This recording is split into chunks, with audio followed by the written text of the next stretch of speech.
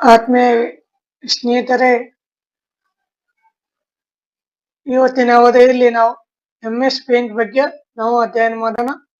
MS paint ಎಂದರೇನು, ಅದರ ಉಪಯೋಗ ಏನು ಅನ್ನೋದರ ಬಗ್ಗೆ ನಾವು ಇವತ್ತಿನ ಬೇಕಾದ ಕ್ಲಾಸ್ ಮಾಡೋಣ. ಫಸ್ಟ್ ನಾವು ಎಂಎಸ್ ಪೇಂಟ್ ಓಪನ್ ಮಾಡ್ಬೇಕಾಗಿತ್ತು ಅಂದ್ರೆ ನಾವಿಲ್ಲಿ ಸ್ಟಾರ್ಟ್ ಬಟನ್ ಹೋಗಿ ನಮಗೇನು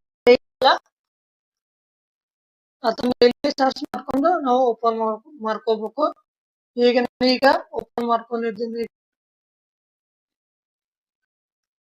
ಎಂಎಸ್ ಪೇಂಟ್ ಅಂದ್ರ ಮೈಕ್ರೋಸಾಫ್ಟ್ ಪೇಂಟ್ ಅಂತ ಕರಿತೀವಿ. ಇದನ್ನ ಯಾವುದಕ್ಕೆ ಉಪಯೋಗಿಸ್ತೀವಿ ಅಂದ್ರ ಮೌಸ್ ಆಪರೇಟಿಂಗ್ ಸ್ಪೀಡ್ ಮಾಡ್ಬೇಕಾಗಿತ್ತು ಸಲುವಾಗಿ ನಾವು ಎಂಎಸ್ ಪೇಂಟ್ ಉಪಯೋಗಿಸ್ತೀವಿ. ಅದೇ ರೀತಿಯಾಗಿ ನಾವು ಹಿಂದಿನ ಕ್ಲಾಸ್ನಲ್ಲಿ ನಾವು ಕೀಬೋರ್ಡ್ ಬಗ್ಗೆ ನಾವು ಅಧ್ಯಯನ ಮಾಡಿದ್ದೀವಿ. ಕೀಬೋರ್ಡ್ ಅಂದ್ರ ನಾವು ಟೈಪಿಂಗ್ ಮಾಡಕ ಕೀಬೋರ್ಡ್ ಯೂಸ್ ಮಾಡ್ತಿದ್ವಿ ಮತ್ತು ಟೈಪಿಂಗ್ ಸ್ಪೀಡ್ ಆಗಲಿ ಅಂತ ನಾವು ಕೀಬೋರ್ಡ್ ಯೂಸ್ ಮಾಡ್ತೀವಿ. ಅದೇ ರೀತಿಯಾಗಿ ನಾವು ಪೇಂಟ್ ಉಪಯೋಗಿಸ್ಬೇಕಾಗಿತ್ತಂದ್ರ ಮೌಸ್ ಯೂಸ್ ಮಾಡಕ ಬರ್ಬೇಕಾಗಿ ಸಲುವಾಗಿ ನಾವು ಎಂಎಸ್ ಪೇಂಟ್ ಉಪಯೋಗಿಸ್ತೀವಿ. ಎಂಎಸ್ ಪೇಂಟ್ ಒಳಗ ಏನೇನ್ ಬರ್ತಾವ ಅನ್ನೋದನ್ನ ನೋಡ್ತಾ ಹೋಗೋಣ. ಫಸ್ಟ್ ಗೆ ನಾವು ಇದನ್ನ ಏನಂತ ಕರಿತೀವಿ ಅಂದ್ರ ಟೈಟಲ್ ಬಾರ್ ಅಂತ ಕರಿತೀವಿ. ಇಲ್ಲಿ ಮೇಲ್ಭಾಗ ನೋಡ್ತಿರ್ಬೋದು, ಇಲ್ಲಿ ಪೇಂಟ್ ಅಂತ ಹೆಸರು ಕಾಣ್ತಾ ಇದೆಯಲ್ಲ, ಅದು ಪೂರ್ತಿ ನಾವು ಏನಂತ ಕರಿತೀವಿ ಅಂದ್ರ ಟೈಟಲ್ ಬಾರ್ ಅಂತ ಕರಿತೀವಿ. ಅದೇ ರೀತಿಯಾಗಿ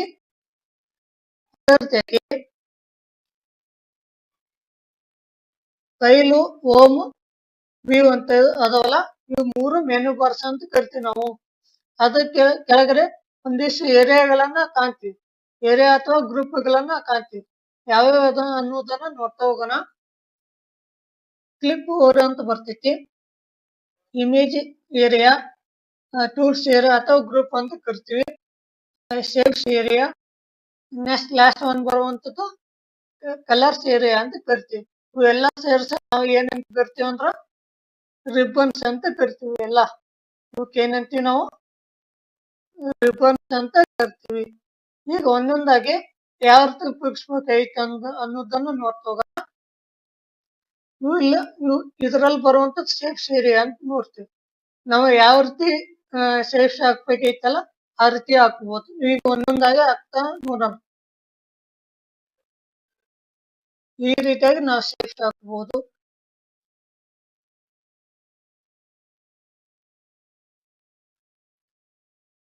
ಇವತ್ತಿನ ಕ್ಲಾಸ್ ಬರೀ ಕೇವಲ ಜಸ್ಟ್ ಆಪ್ಷನ್ಸ್ ಬಗ್ಗೆ ಅಧ್ಯಯನ ಮಾಡೋದು.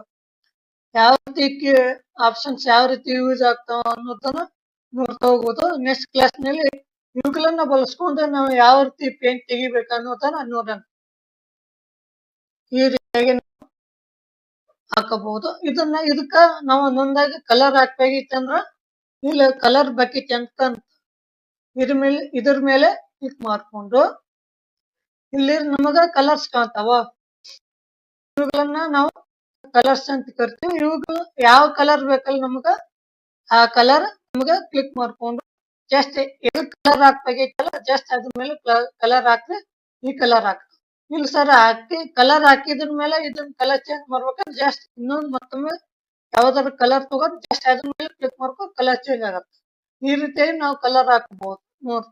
ನೋಡ್ರಿ ಈಗ ಜಸ್ಟ್ ಈ ತರ ಹಾಕ್ಬೋದು ಕಲರ್.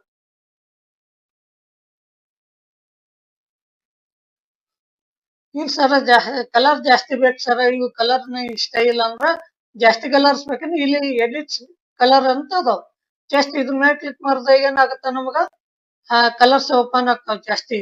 ಇದ್ರಾಗ ನಾವು ಕಲರ್ ಯಾವ್ದು ಬೇಕೋ ಅದನ್ನ ಸೆಲೆಕ್ಟ್ ಮಾಡ್ಕೊಂಡು ಓಕೆ ಕೊಡ್ಬೇಕು.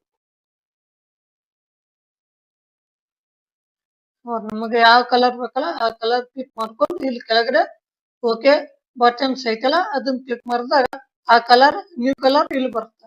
ಇದನ್ನ ಸೆಲೆಕ್ಟ್ ಮಾಡ್ಕೊಂಡು ನಾವು ಎದಕ್ ಹಾಕ್ಬೇಕಾಗಿತ್ತು ಕಲರ್ ಅದಕ್ಕೆ ಹಾಕ್ಬೇಕು. ಈ ರೀತಿಯಾಗಿ ನಾವು ಕಲರ್ ಹಾಕ್ಬೋದು. ಅದರ ತೆಗಿ ಇಲ್ಲಿ ಪೆನ್ಸಿಲ್ ಅಂತ ಬರ್ತೈತಿ. ಪೆನ್ಸಿಲ್ ಅಂದ್ರೆ ಏನಾದ್ರು ಬರಿಬೇಕಾಗಿತ್ತಂದ್ರ ಪೆನ್ಸಿಲ್ ಮೂಲಕ ಬರಿಬಹುದು. ಜಾಸ್ತಿ ಪೆನ್ಸಿಲ್ ಮೇಲೆ ಕ್ಲಿಕ್ ಮಾಡ್ಕೋರಿ ಈ ತರ ಬರಿಬಹುದು. ಸರ್ ಇದನ್ನ ಅಲಕ್ಷಬೇಕೈತಂದ್ರ ಇಲ್ಲಿ ಪೆನ್ಸಿಲ್ ಕೆಳಗಡೆ ನಮಗೆ ಏನ್ ಕಾಣುತ್ತೆ, ರಬ್ಬರ್ ಕಾಣುತ್ತೆ, ಎರೇಜರ್ ಕಾಣುತ್ತೆ. ಜಸ್ಟ್ ಅದ್ರ ಮೇಲೆ ಕ್ಲಿಕ್ ಮಾಡಿ. ಕ್ಲಿಕ್ ಆದ್ಮೇಲೆ ಈಗ ರಬ್ಬರ್ ಸ್ವಲ್ಪ ಶಾಂತ ಕಾಣಕ್ತೈತಿ. ಡಾರ್ಕ್ ಬೇಕಂದ್ರ ಕೀಬೋರ್ಡ್ ನಲ್ಲಿ ಕಂಟ್ರೋಲ್ ಪ್ಲಸ್ ಕ್ಲಿಕ್ ಮಾಡ್ಬೇಕು. ಈಗ ನಮಗೆ ಏನಾಗುತ್ತೆ, ರಬ್ಬರ್ ಡಾರ್ಕ್ ಇನ್ಕ್ರೀಸ್ ಆಗುತ್ತೆ. ಅದೇ ರೀತಿಯಾಗಿ ರಬ್ಬರ್ ಸಣ್ಣ ಆಗ್ಬೇಕಂದ್ರೆ ಕಂಟ್ರೋಲ್ ಮೈನಸ್.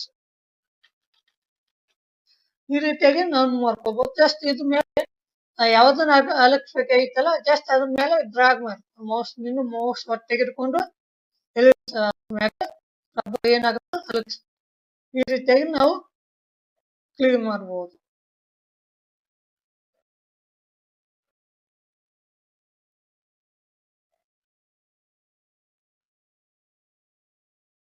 ಅದೇ ರೀತಿಯಾಗಿ ಇಲ್ಲಿ ಎ ಅಂತ ಕನೆಕ್ಟ್ ಐತಿ, ಹೌದಾ? ಎ ಅಂದ್ರೆ ಟೆಕ್ಸ್ಟ್ ಅಂತ ಕರಿತೀವಿ.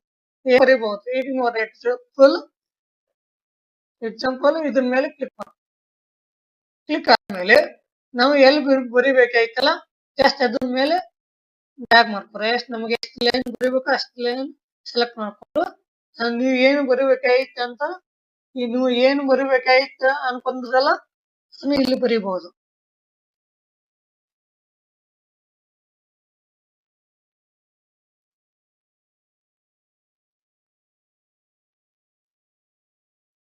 ಈ ತರ ಬರ್ತಾ. ಸರ್ ಇದಕ್ಕೊಂದು ಕಲರ್ ಹಾಕ್ಬೇಕಾಯ್ತಂದ್ರ ಜಸ್ಟ್ ಇದನ್ನ ಏನ್ ಮಾಡ್ಕೋಬೇಕು, ನಾವು ಸೆಲೆಕ್ಟ್ ಮಾಡ್ಕೊಂಡು ಇಲ್ಲಿ ಕಲರ್ಸ್ ಕಾಣ್ತಾವ, ಈ ಕಲರ್ ಅನ್ನ ಸೆಲೆಕ್ಟ್ ಮಾಡ್ಕೋಬೇಕು. ನಿಮ್ಗೆ ಯಾವ್ದು ಬೇಕಲ್ಲ ಅದನ್ನ ಕಲರ್ ಸೆಲೆಕ್ಟ್ ಮಾಡ್ಕೊಂಡು ಆ ಕಲರ್ ಇಲ್ಲ ನೋಡ್ತಿರ್ಬಹುದು, ಕಲರ್ ಚೇಂಜ್ ಆಗ್ತಿದೆ. ಹಾಕಿದ್ದನ್ ಕಲರ್ ಅಕ್ಷರ ಚೇಂಜ್ ಆಗ್ತಾ ಅಂತ ಐತಿ. ಸರ್ ಅಕ್ಷರ ಸ್ವಲ್ಪ ದೊಡ್ಡ ಕಾಣ್ಬೇಕಂದ್ರೆ ಇಲ್ಲಿ ಕ್ಲಿಕ್ ಮಾಡ್ಕೊರಿ. ಇಲ್ಲಿ ಕ್ಲಿಕ್ ಮಾಡಿದಾಗ ಇಲ್ಲಿ ನಂಬರ್ಸ್ ಕಾಣ್ತಾವ. ನಾವು ಎಷ್ಟು ನಂಬರ್ ಮೇಲೆ ಕ್ಲಿಕ್ ಮಾಡ್ತೇವೆ ಅಷ್ಟು ದೊಡ್ಡ ಕಾಣ್ತಾ ಅಕ್ಷರ ನೋಡ್ಬೋದು. ಈಗ ಈ ರೀತಿಯಾಗಿ ನಾವು ಅಕ್ಷರ ದೊಡ್ಡ ಸಣ್ಣ ಮಾಡ್ಕೋಬಹುದು. ಅದೇ ರೀತಿಯಾಗಿ ನಾವು ಬರ್ದಿದ್ದನ್ನ ಅಕ್ಷರ ದಪ್ಪ ಆಗ್ಬೇಕಾಗಿತ್ತ ಸರ್ ಅಂದ್ರ ಬಿ ಮೇಲೆ ಕ್ಲಿಕ್ ಮಾಡ್ಬೇಕು. ಬಿ ಅಂದ್ರೆ ಬೋಲ್ಡ್ ಅಂತ ಕರಿತೀವಿ.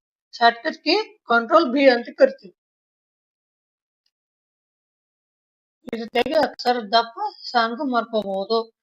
ಅದೇ ರೀತಿಯಾಗಿ ಇಲ್ಲಿ ಆಯ್ ಅಂತ ಬರ್ತದೆ. ಆಯನೇ ಇಟ್ಯಾಲಿಕ್ ಅಂದ್ರೆ ಅಕ್ಷರಗಳನ್ನ ಸ್ಟೇಟ್ ಇದ್ದು ಕ್ರಾಸ್ ಮಾಡ್ಕೋಬಹುದು. ಜಸ್ಟ್ ಇದ್ಮೇಲೆ ಕ್ಲಿಕ್ ಮಾಡ್ಕೊಂಡು ನೋಡ್ರಿ ಅಕ್ಷರ ಈ ತರ ಕ್ರಾಸ್ ಆಗ್ತಾವು.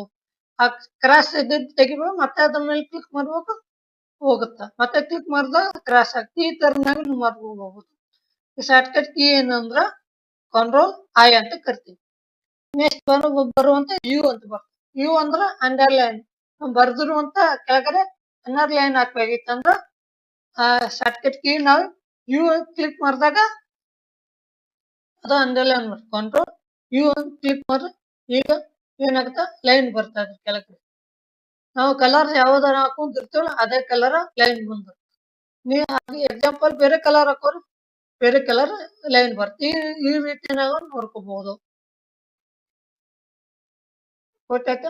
ಲೈನ್ ತೆಗೆದು ಜಸ್ಟ್ ಅದ್ರ ಮೇಲೆ ಕ್ಲಿಕ್ ಮಾಡ್ಕೊಂಡು ಹೋಗುತ್ತೆ. ನಾವು ಏನೇ ಆಪ್ಷನ್ ಕ್ಲಿಕ್ ಮಾಡ್ಬೇಕಂದ್ರೆ ಎಡಿಟ್ ಮಾಡ್ಬೇಕಾಗಿತ್ತಂದ್ರ ಫಸ್ಟ್ ನಾವು ಸೆಲೆಕ್ಟ್ ಮಾಡ್ಕೊಂಡ ನಾವು ಎಡಿಟ್ ಮಾಡ್ಕೋಬಹುದು. ಇಲ್ಲಾಂದ್ರೆ ಬರುವುದಿಲ್ಲ.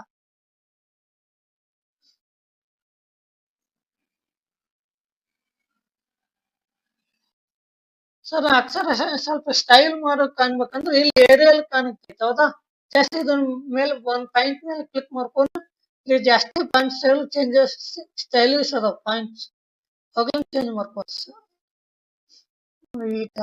ಈ ತರ ಚೇಂಜಸ್ ಮಾಡ್ಕೋಬಹುದು.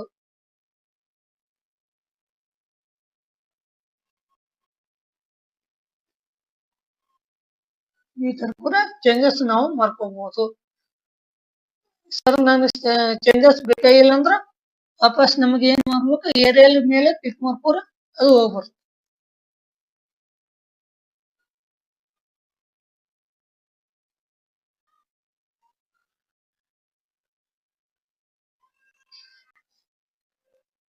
ನೆಕ್ಸ್ಟ್ ಇದು ಎಲ್ಲ ಆದ್ಮೇಲೆ ಕರೆಕ್ಟ್ ಆಯ್ತು ಅಂತ ಒಂದ್ ಸೈಡ್ ಕ್ಲಿಕ್ ಮಾಡ್ಬೇಕು, ಅದು ಫಿಲ್ ಆಗ್ಬರ್ತದೆ.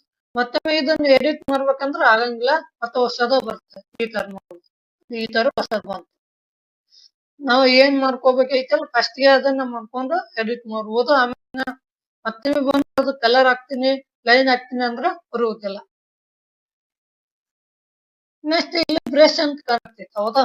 ಬ್ರಷ್ ಅಂದ್ರೆ ಏನು, ಕೈಯಿಂದ ಬ್ರಷ್ ಹಾಕೋದು. ಈಗ ನೋಡ್ರಿ ಯಾವ್ದೋ ಒಂದು ಡಯಾಗ್ರಾಮ್ ಹಾಕಿದ್ವಿ ಅಂತ ತಿಳ್ಕೊರಿ, ಆ ಡಯಾಗ್ರಾಮ್ ಮೂಲಕ ನಾವು ಬ್ರಷ್ ಹಾಕ್ಬೋದು.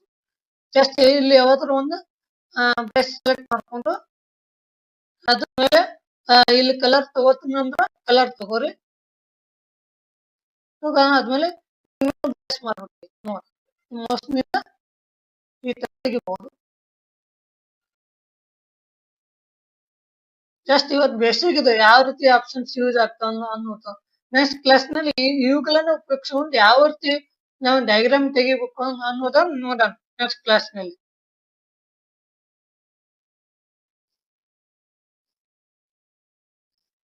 ಇನ್ನು ಇಲ್ಲಿ ಪೇಸ್ಟ್ ಕಟ್ಟು ಕಾಪಿ ಅಂತ ಅವುಗಳನ್ನ ಯಾವ ರೀತಿ ಉಪಯೋಗ ಆಗ್ತಾವ ಅನ್ನೋದನ್ನ ನೋಡೋಣ. ಜಸ್ಟ್ ಇಲ್ಲಿ ಒಂದು ಶೇಪ್ಸ್ ಹಾಕ್ತೀನಿ ನಾನು, ಶೇಪ್ಸ್ ಹಾಕ್ತೀನಿ. ಇದನ್ನ ನಾವು ಈ ಚಿತ್ರ ಹೊಯ್ಬೇಕಾಗಿ ಅದನ್ನ ಏನ್ ಮಾಡ್ತೀನಿ, ಫಸ್ಟ್ ಸೆಲೆಕ್ಟ್ ತಗೋತೀನಿ. ಸೆಲೆಕ್ಟ್ ಮಾಡ್ಕೊಂಡು ಇದು ರೌಂಡ್ ಶೇಪ್ ಎಷ್ಟೈತಲ್ಲ ಅದು ಪೂರ್ತಿ ಸೆಲೆಕ್ಟ್ ಮಾಡ್ಕೊಂಡು ನಾವು ಇದನ್ನ ಬೇಕಾದ್ರೆ ಹೋಗ್ಬೇಕು. ಇದನ್ನ ನಾವು ಕಾಪಿ ಮಾಡ್ತೀನಿ ಅಂದ್ರ ಕಾಪಿ ಮೇಲೆ ಕ್ಲಿಕ್ ಮಾಡ್ಕೋರು. ಆಮೇಲೆ ಇಲ್ಲಿ ಪೇಸ್ಟ್ ಅಂತ ಕಾಣತೈತಿ, ಪೇಸ್ಟ್ ಮೇಲೆ ಕ್ಲಿಕ್ ಮಾಡೋ ಇಂಥದ ಸೇಮ್ ಬರ್ತೈತಿ. ಈ ರೀತಿಯಾಗಿ ನಾವು ಮಾಡ್ಕೋಬಹುದು. ಸೊ ಇದನ್ನ ಕಟ್ ಮಾಡ್ಕೋಬೇಕಾಯ್ತಂದ್ರೆ ಕಟ್ ಅಂತ short cut key control X ಅಂತ ಯೂಸ್ ಮಾಡ್ತೀನಿ. ಜಸ್ಟ್ ಅದ್ರ ಮೇಲೆ ಕ್ಲಿಕ್ ಮಾಡ್ಕೊ ಕಟ್ ಆಗ್ತದೆ ಈ ತರ. ಪೂರ್ತಿ ಆ ಪೇಜ್ ಯಾಕೆ ಹೋಯ್ತಂದ್ರ ಜಸ್ಟ್ ಇದು ರೌಂಡ್ ಶೇಪ್ ಎಷ್ಟು ಸೆಲೆಕ್ಟ್ ಮಾಡ್ಕೊಂತೀವಲ್ಲ ಅಷ್ಟೇ ಕಟ್ ಆಗ್ತದೆ, ಅಷ್ಟೇ ಇರ್ತೈತಿ, ಉಳ್ಕೆದು ಹೋಗ್ಬಿಡ್ತವೆ. ಇದು ಪೇಜ್ ಬೇಕಂದ್ರ ಕಂಟ್ರೋಲ್ ಜೆಡ್ ಮಾಡ್ಕೊರಿ ವಾಪಸ್ ಬರ್ತದೆ. ಕಂಟ್ರೋಲ್ ಜೆಡ್ ಅಂದ್ರ ಅಂಡು ಅಂತ ಕರಿತೀವಿ. ಗೊತ್ತಾಯ್ತು ಇದನ್ನ ಕಾಪಿ ಪೇಸ್ಟ್ ಯಾವ ರೀತಿ ಮಾಡ್ಕೋಬೇಕೈತಂತ. ನೆಕ್ಸ್ಟ್ ರೀಸೈಜ್ ರೊಟೇಟ್ ಅಂತ ಬರ್ತವೆ. ಈ ನೆಕ್ಸ್ಟ್ ಕ್ಲಾಸ್ ನಲ್ಲಿ ನಾವು ಡಯಾಗ್ರಾಮ್ ತೆಗೆದಾದ್ಮೇಲೆ ನೋಡೋಣ, ಅವಾಗ ಯೂಸ್ ಆಗ್ತಾ. ಈಗ ಇಲ್ಲಿ ಯೂಸ್ ಆಗಲಿ ಸದ್ಯಕ್ಕ.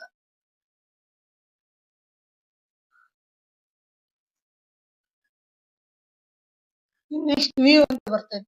ವ್ಯೂ ಅಂದ್ರೆ ಇದ್ರಲ್ಲಿ ಅಷ್ಟೊಂದು ಯೂಸ್ ಆಗಲ್ಲ, ಜೂಮ್ ಇನ್ ಜೂಮ್ ಔಟ್ ಮಾಡ್ಕೋಬಹುದು. ಜೂಮ್ ಇನ್ ಜೂಮ್ ಔಟ್ ಇಷ್ಟೇ ಮಾಡ್ಕೋಬಹುದು, ಅದು ಬಿಟ್ಟರೆ ಏನು ಉಪಯೋಗ ಆಗಲ್ಲ. ಹೋಮ್ ಮೇಲೆ ಕ್ಲಿಕ್ ಮಾಡ್ಕೋರು. ಇದನ್ನ ನಾವು ಸೇವ್ ಮಾಡ್ಬೇಕೈತಂದ್ರ ಇಲ್ಲಿ ಫೈಲ್ ಅಂತ ಕಾಣುತ್ತೆ, ಆ ಫೈಲ್ ಮೇಲೆ ಕ್ಲಿಕ್ ಮಾಡ್ಕೋರಿ. ಕ್ಲಿಕ್ ಆದ್ಮೇಲೆ ಇಲ್ಲಿ ಸೇವ್ ಅಂತ ಬರ್ತದೆ ಹೌದಾ. ಸೇವ್ ಮಾಡಕ್ ಕಂಟ್ರೋಲ್ ಶಾರ್ಟ್ಕಟ್ ಕೀ ಏನನ್ನ ಯೂಸ್ ಮಾಡ್ತೀವಿ ಅಂದ್ರ ಕಂಟ್ರೋಲ್ ಎಸ್ ಅಂತ ಯೂಸ್ ಮಾಡ್ತೀವಿ. ಜಸ್ಟ್ ಸೇವ್ ಮೇಲೆ ಕ್ಲಿಕ್ ಮಾಡ್ಕೋರಿ. ಇಲ್ಲಿ ಲೊಕೇಶನ್ ಅದ, ಎದ್ರಾಗ ಸೇವ್ ಮಾಡ್ತೀವಿ ಅಂತ ಲೊಕೇಶನ್ ಅದ. ಸೆಲೆಕ್ಟ್ ಮಾಡ್ಕೊಂಡು ನಾವು ಡಾಕ್ಯುಮೆಂಟ್ ಡೌನ್ಲೋಡ್ ಅಂತ ಸೆಲೆಕ್ಟ್ ಮಾಡ್ಕೊಂಡು ಇಲ್ಲಿ ಸೇವ್ ಕೊಡ್ತೀನಿ, ಅದಕ್ಕೊಂದು ನೇಮ್ ಕೊಡ್ತೀನಿ. ಓಕೆ, ನೇಮ್ ಕೊಟ್ಟು ಸೇವ್ ಆದ್ಮೇಲೆ